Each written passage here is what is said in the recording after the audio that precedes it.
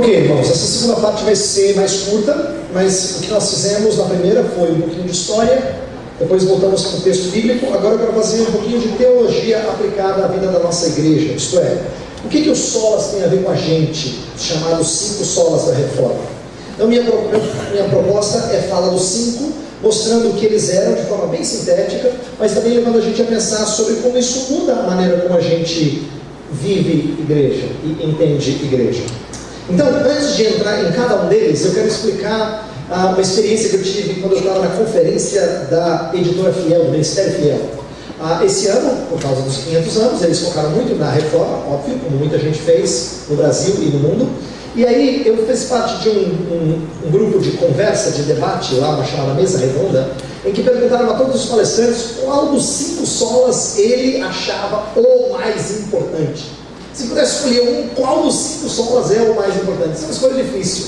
O primeiro, o reverendo Augusto Nicodemus, muito prudentemente falou: não, eu acho que nenhum deles. Aí chegou a minha vez, e agora o que eu vou falar depois do reverendo Augusto ter falado? Eu falei: gente, tem uma palavra aí em todas que eu acho que é a mais importante: sola. Aí todo mundo riu, eu tive que explicar, né? Eu não estou falando de sola de sapato, não. Estou falando de sola, porque sola diz respeito a gente entender o porquê que os lemas viraram simbólicos. Por quê? Porque nos dias da reforma tinha escritura. O problema é que não era só escritura. Tinha graça. Não era só a graça. Tinha fé. Mas não era só a fé. Tinha Cristo. Tinha glória para Deus. Mas o problema deles, e é o problema nosso hoje, é a luta da reforma, e é a nossa luta hoje, não é contra quem não quer nada com Cristo, graça, fé, Escritura e glória a Deus.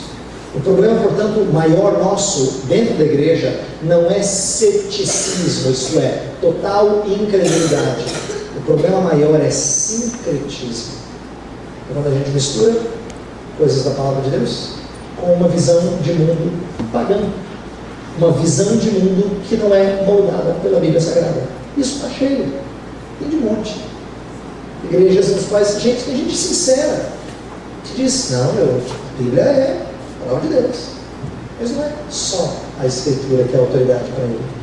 Em que ele diz assim: não, é pela graça, mas ele também acha que existe alguma participação no mérito dele. É só pela fé, mas ele entende fé de maneira equivocada. Ele fala de Cristo somente, mas Cristo cuida da vida espiritual também, tem outra parte, né, pastor?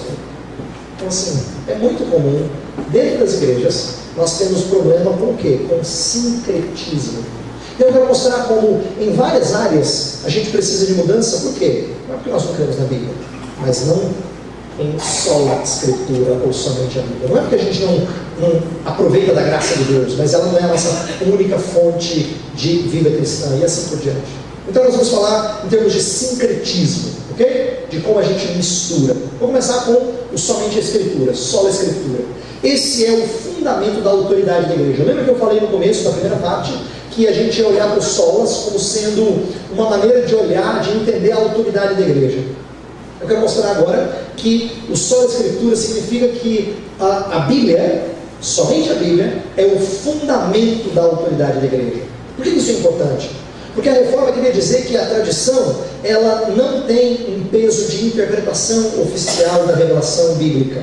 A Escritura não precisa de outros intérpretes, ela é o seu melhor intérprete. Esse é um conceito que a reforma trouxe. A ideia de que a Bíblia explica a própria Bíblia. Você quer entender o que é tal passagem? Você vai olhar outras passagens que ajudam a entender aquela passagem. Existem textos da Escritura que são mais difíceis, que são explicados pelos mais fáceis. É por isso que a gente não começa lendo a Bíblia por Apocalipse. Mas Apocalipse está cheio de alusão a histórias do Antigo Testamento. Se a gente as entende, Apocalipse fica mais fácil. Por quê? Porque a Escritura é o melhor intérprete da própria Escritura.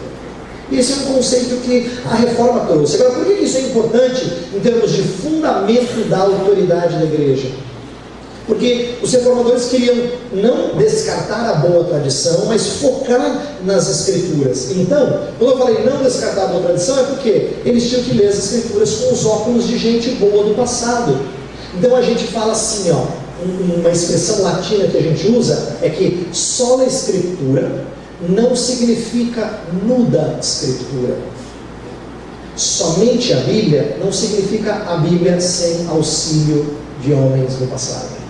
Só a escritura não é sinônimo de nuda escritura. Escritura sem nada, sem a boa tradição nos ajudando a entender. É por isso que quando o pastor Edmar, quando o pastor João Arthur, eu e qualquer outro pastor está estudando para pregar a palavra de Deus, nós estamos dependendo da boa tradição que nos chegou às mãos, de bons livros, de bons autores que nos ajudam a entender as escrituras de maneira mais precisa. Isso é importante para a gente aplicar da seguinte maneira: olha como isso é rico para a vida da nossa igreja, de que nós precisamos entender que só a escritura significa que eu só tenho autoridade de dizer alguma coisa e de dizer com certeza quando eu estou calcado no que a Bíblia diz explicitamente.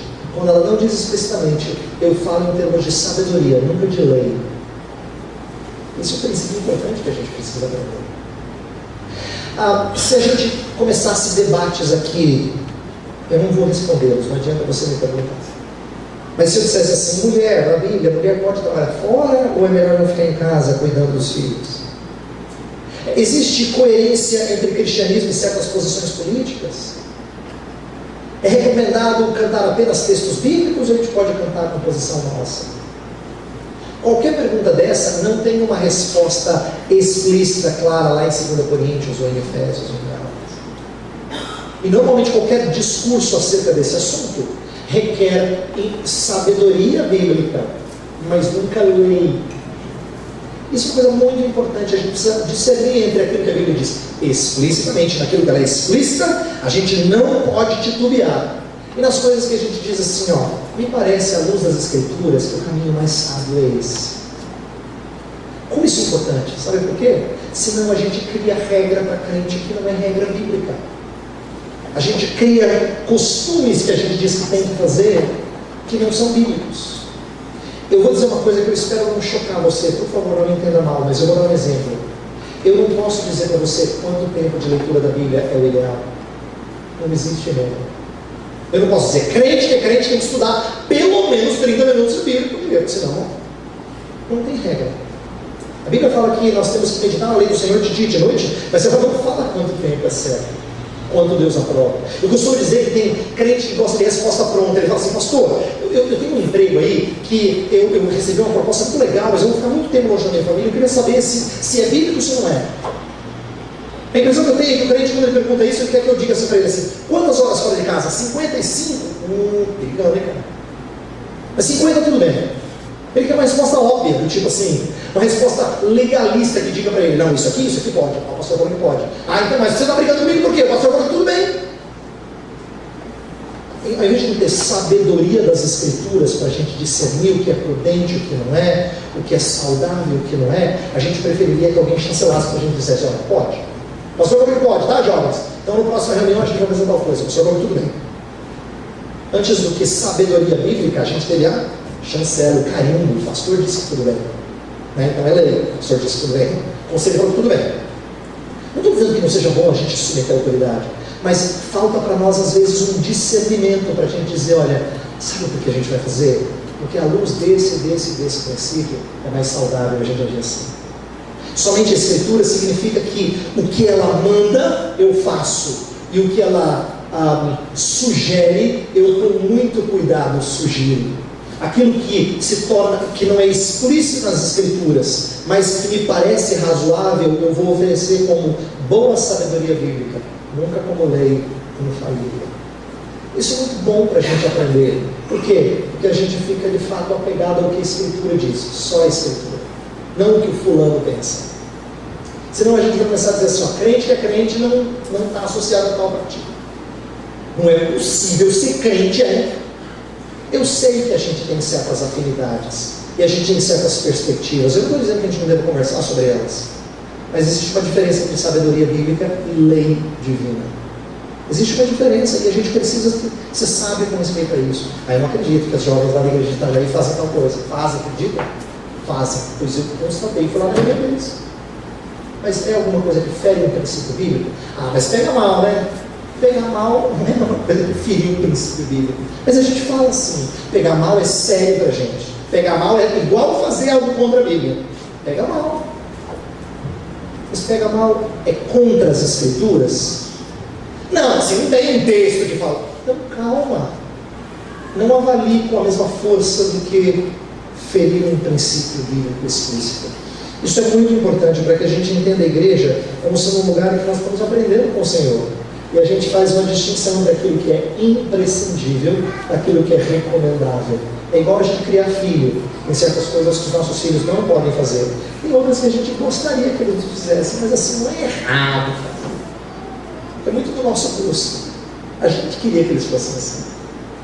Mas não tem nada de errado em serem diferentes. Tem que haver um discernimento, uma sabedoria de calcar nas Escrituras naquilo que é fundamental. O segundo princípio de sola fide, somente a fé, diz respeito a um instrumento da autoridade eclesiástica. Isto é, quando a gente tem algum tipo de autoridade, qual é o instrumento? Fé. E por que isso é importante? Porque a Reforma queria ensinar que o peso da autoridade da igreja, qualquer irmão, quando ele fala alguma coisa, não está na sua justiça própria, mas nas obras redentoras de Jesus Cristo, que nos são transferidas e apropriadas pela fé. Agora, muita gente, principalmente dentro do contexto católico, que acha que não há tanta diferença assim, costuma dizer, mas vamos falar sério, se eu digo que Deus trabalhou em mim e eu estou fazendo, qual é a diferença de Jesus Cristo estar fazendo e eu estar fazendo por obra de Deus em mim e tal? Tem muita gente que acha que a diferença entre a doutrina protestante de justificação pela fé e aquilo que o catolicismo ensinava é uma mera questão de semântica, de entender sentidos. Mas existe uma pergunta que eu acho que é sempre importante a gente fazer, para nós entendermos a diferença entre o que o católico entendia ser justificação, que o católico ser justificado significava ser transformado no seu interior, com a justiça que Deus dá, para que no final Deus olhasse para você e falasse, servo bom e fiel, entra no meu reino. Enquanto os protestantes estavam dizendo, não, justificação é Deus me dar crédito total, quando eu não tenho crédito nenhum em mim, é tudo de Cristo. O outro vai dizer, mas é claro que é de Cristo, mas é Cristo derrama isso dentro de mim, aí muda o meu ser, e aí Deus olha para mim e fala, muito bom. Então os dois estavam falando de uma justiça de Cristo, mas uma infusa, isto é, derramada dentro, e a outra só externa, acreditada na conta. Por que essa diferença não é só semântica? Eu pergunto assim, como é que você gostaria de ser avaliado por Deus? Pela quantidade de justiça divina que há em você, ou pela justiça divina atribuída a você? Como é que você gostaria que Deus avaliasse você se você morresse e fosse diante dele hoje? Pela quantidade de santidade que tem dentro de você? Ou por aquilo que Jesus Cristo fez em seu lugar? Para os reformadores não era mera semântica, era toda a diferença do mundo. A fé era um instrumento dessa justiça, porque fé significa eu me apropriar de alguma coisa que não é minha. Eu chego de mãos vazias. Eu quero que você entenda qual é a implicação disso na vida da igreja. Deixa eu explicar. Tem muita gente que tem dificuldade em se achegar ao culto público por causa do seu histórico. Ele fala assim, eu iria na igreja, mas eles não conhecem a minha história. Mas vamos falar do outro lado. E aqueles de nós que fazem um escarcéu danado, que fazem tantas coisas horrendas, uma semana tão ímpia no proceder, no pensar, no falar, e no domingo a gente está aqui. Não devia estar, pastor? Claro que devia estar. Mas por que você está e Deus não solta um raio lá de cima e te mata? Por quê?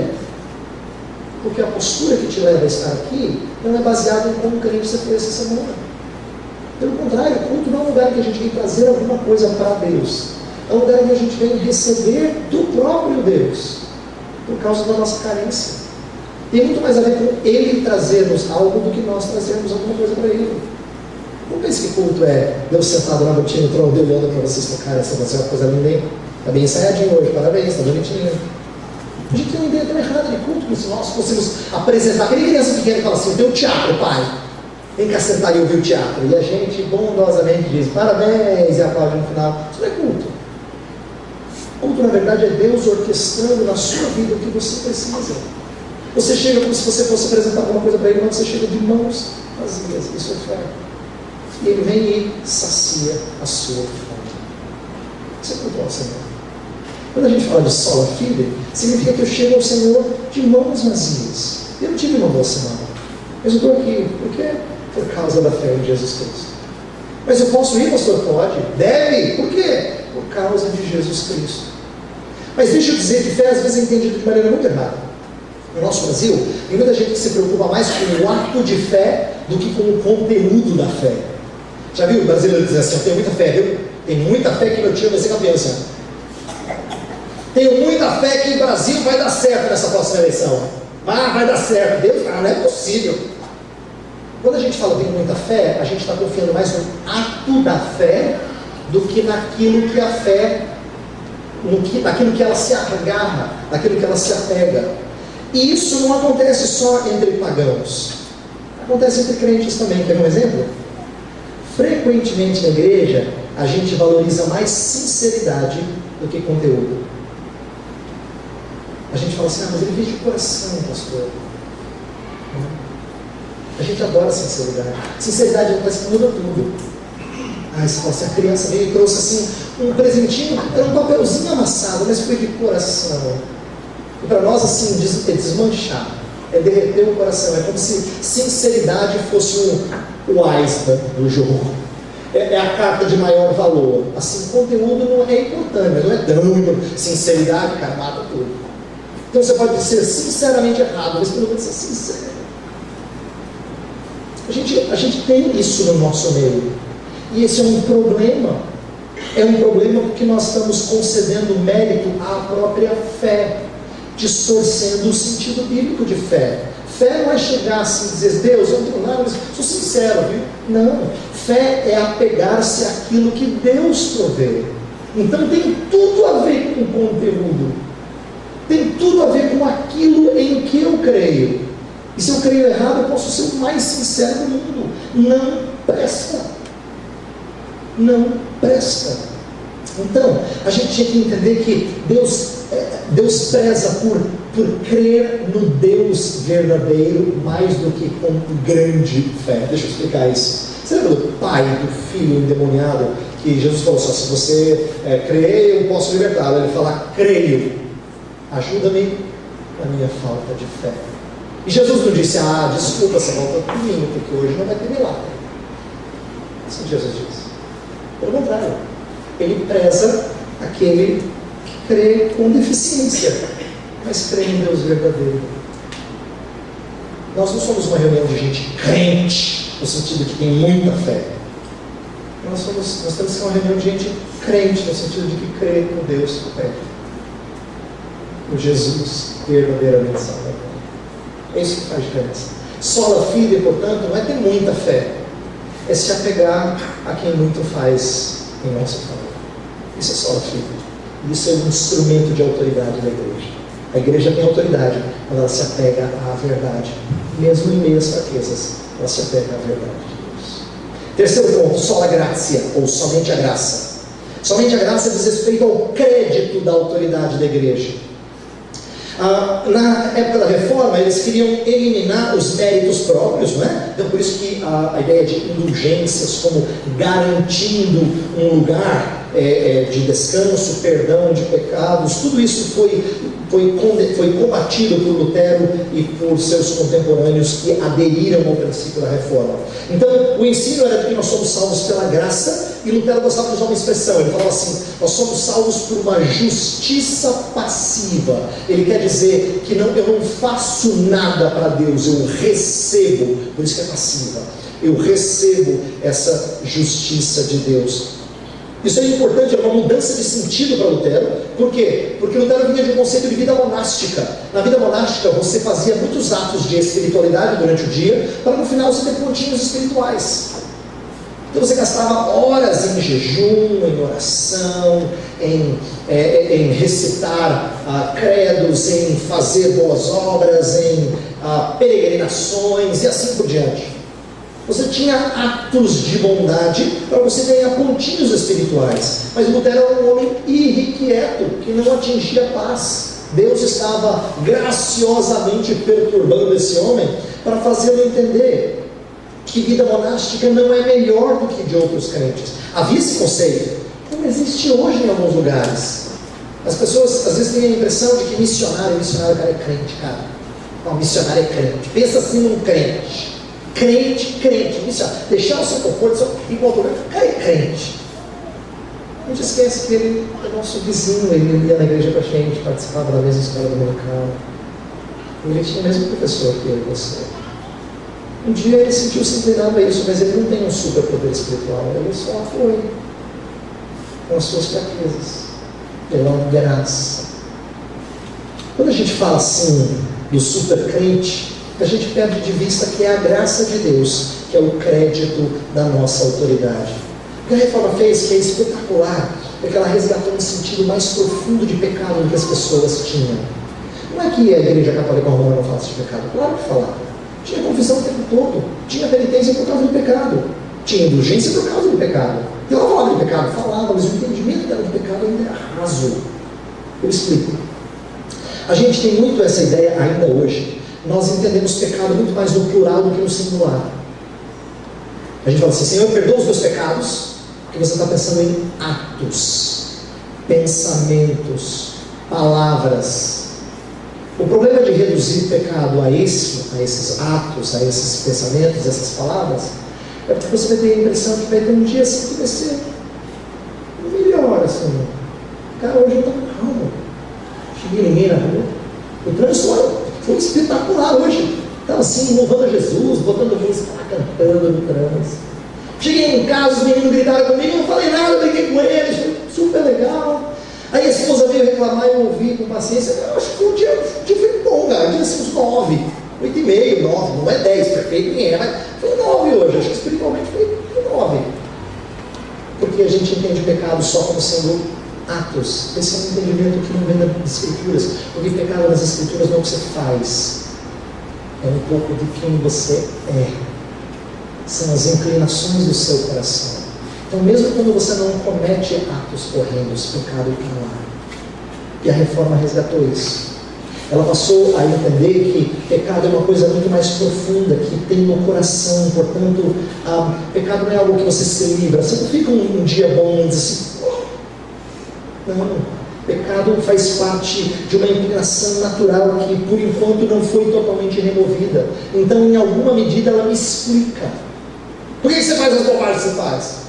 Por exemplo, nós usamos de maneira bem errada a ideia de ira. Quando alguém está muito irado, fala assim: cara, o cara saiu de si. Não, é errado. Ele não saiu de si, ele mostrou quem ele é, sem máscara. Mas a gente tem um conceito tão deturpado que a impressão que dá é que quando ele está irado, não é ele. Não, é ele sim, é que você não sabia que era ele. É que você nunca viu ele irado. Ele mostra quem ele é, sem máscaras. Sem aquele cara gentil que te recebe no trabalho, um sorriso no rosto, dizendo: tudo bem, seja bem-vindo, bom dia de trabalho com você. Aí ele mostra quem ele é. Porque pecado é isso. Pecado é alguma coisa que às vezes é disfarçada, mas que em certos momentos vem à tona, mostra quem nós somos. Por causa disso, a igreja entendeu, a partir da Reforma, que nós não somos julgados baseados em justiça, mas em misericórdia. Quando a igreja repreende alguém, deixa eu explicar porque isso é prático. Quando a igreja repreende alguém, ela precisa entender que ela repreende não baseado em crédito, do tipo assim: eu estou bem nessa área, então eu posso falar, chama atenção, viu, pastor? Se tiver algum problema assim de fofoca, pode mandar, porque minha boca é um túmulo. Nessa parte, minha língua é controlada. Então, assim, se for fofoca, me manda que eu vou lá e dou uma prensa. Mas se for assim, ira, pastor, aí eu não posso, eu não tenho moral, entendeu? A gente tem a impressão de que para a gente fazer, confrontar alguém, que você tem que ter moral. Você fala assim: quem sou eu? Eu sou o pastor. Com isso a gente está querendo dizer que nessa área eu tenho poucos pontos. Entendeu? Quem sou eu para falar nessa área que eu já escorreguei? A gente pensa assim. Como se a gente tivesse que ter crédito ali para a gente poder confrontar alguém. E nós nos esquecemos de que Deus usa pecador para confrontar pecador. Quer ver uma coisa que o pastor adora falar, mas é uma bobagem? O pregador nunca deve pregar mais do que ele vive. Bobagem. Isso é considerado uma porcaria.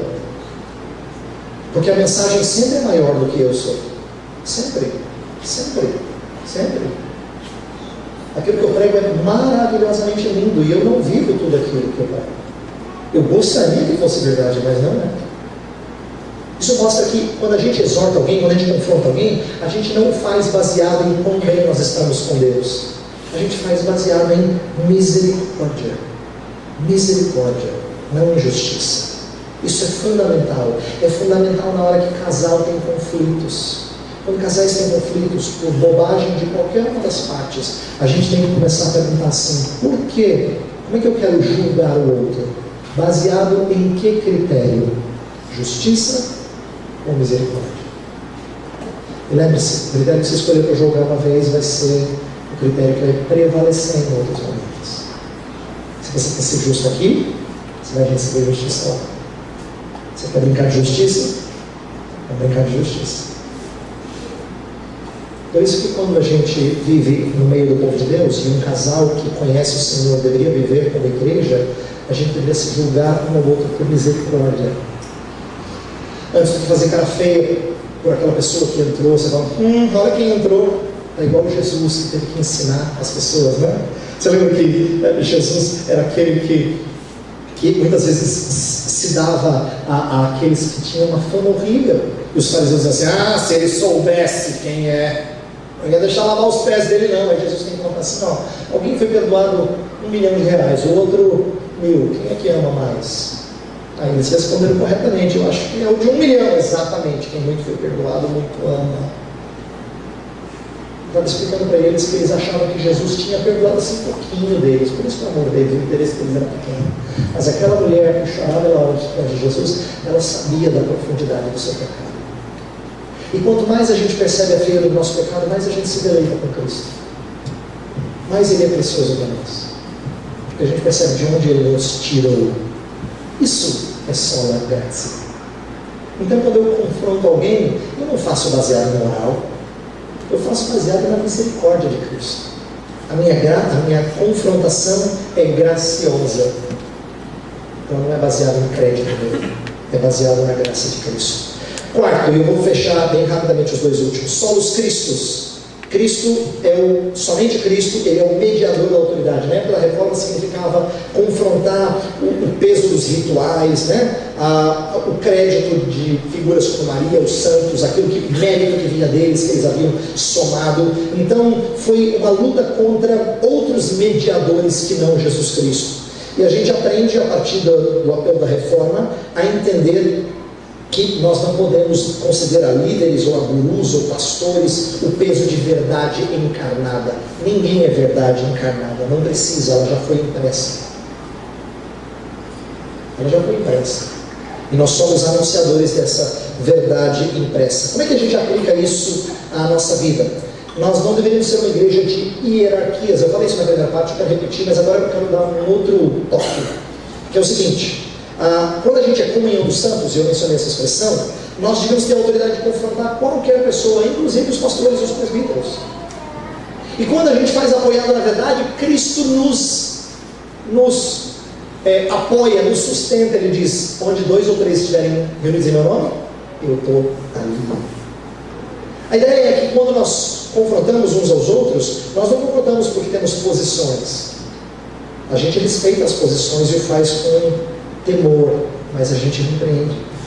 Você imagina o apóstolo Paulo repreendendo Pedro, sendo que Pedro era seguidor de Jesus Cristo há muito mais tempo que Paulo, mas Paulo entendeu que precisava repreender e o fez santamente, ainda que tenha sido duro. Por quê? Porque só Cristo é mediador entre Deus e os homens. Nós não devemos nos colocar em posição mais gloriosa, mais espetacular. Cristo precisa ser o nosso mediador único. Último ponto, só lhe deu glória, somente a Deus glória, diz respeito ao propósito da autoridade da igreja. Isto é, por que ela tem autoridade? Para que Deus receba a glória. Não é baseado na realização dos homens, mas naquilo que Deus realiza em nós. Eu quero dizer o seguinte, quando a gente tem noção melhor daquilo que Cristo fez na nossa vida, a gente está mais pronto a adorar. Cânticos nunca brotarão de um coração desinteressado. Pode gostar de música, mas louvor só vem de coração remido. louvor vem de coração remido. Por quê? Porque salvação na Bíblia sempre desperta doxologia, que é a adoração da Deus. Sempre. Todas as vezes que Paulo fala alguma coisa bonita, tipo assim, ó a profundidade da riqueza, tanto da sabedoria como do conhecimento de Deus. Por que ele falou isso? Porque ele descreveu a salvação de Jesus. Ele se encantou com ela. Quando ele se encanta com ela, ele canta, ele adora, ele louva. É importante que a gente diga isso. Eu estava pensando nisso à medida que eu estudava para essa mensagem. E aí eu pensei assim, tem uma frase famosa do falecido presidente norte-americano John Kennedy, que ele foi assassinado. Uma das frases mais citadas dele, ele diz assim para a nação: não pergunte o que esta nação pode fazer por você, antes pergunte o que você pode fazer por essa nação.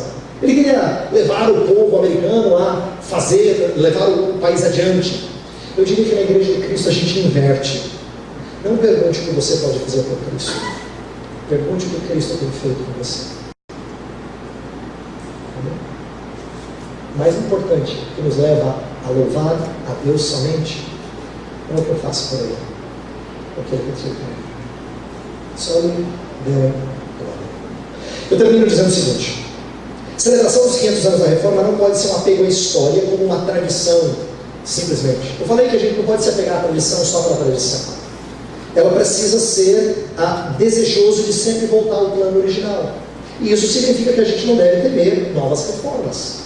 Pelo contrário, a reforma não é celebrada depois de 500 anos porque ela é singular, impossível de ser repetida. Pelo contrário, que Deus nos dê a oportunidade de experimentar outras vezes reformas semelhantes.